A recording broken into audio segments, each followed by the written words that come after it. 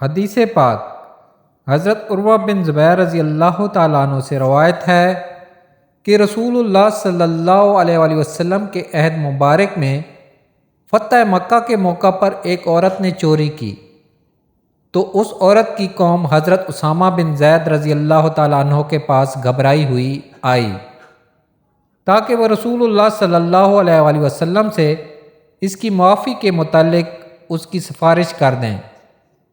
عروہ نے کہا جب حضرت اسامہ رضی اللہ تعالیٰ عنہ نے اس کے متعلق رسول اللہ صلی اللہ علیہ وآلہ وسلم سے گفتگو کی تو آپ کے چہرہ مبارک کا رنگ تبدیل ہو گیا۔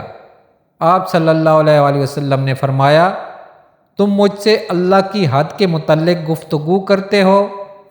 حضرت اسامہ رضی اللہ تعالیٰ عنہ نے عرض کی اللہ کے رسول میرے لیے اس جسارت پر دعائے مغفرت کر دیں۔ جب شام ہوئی تو رسول اللہ صلی اللہ علیہ وآلہ وسلم خطبہ دینے کے لیے کھڑے ہوئے۔ آپ صلی اللہ علیہ وآلہ وسلم نے اللہ تعالیٰ کی حمد و ثنا کی جس کے وہ لائق ہیں، پھر فرمایا اما بعد تم سے پہلے لوگ اس لیے ہلاک ہو گئے کہ اگر ان میں کوئی بڑا آدمی چوری کرتا تو اس کو چھوڑ دیتے، لیکن اگر کمزور چوری کر لیتا تو اس پر حد جاری کر دیتے۔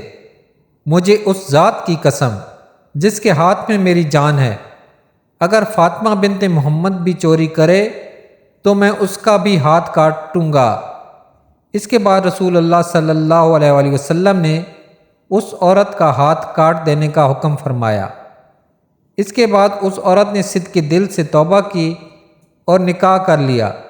حضرت عائشہ رضی اللہ تعالی عنہا فرماتی ہیں کہ اس کے بعد وہ میرے پاس آتی تو میں اس کی حاجت رسول اللہ صلی اللہ علیہ وآلہ وسلم کے حضور پیش کرتی تھی۔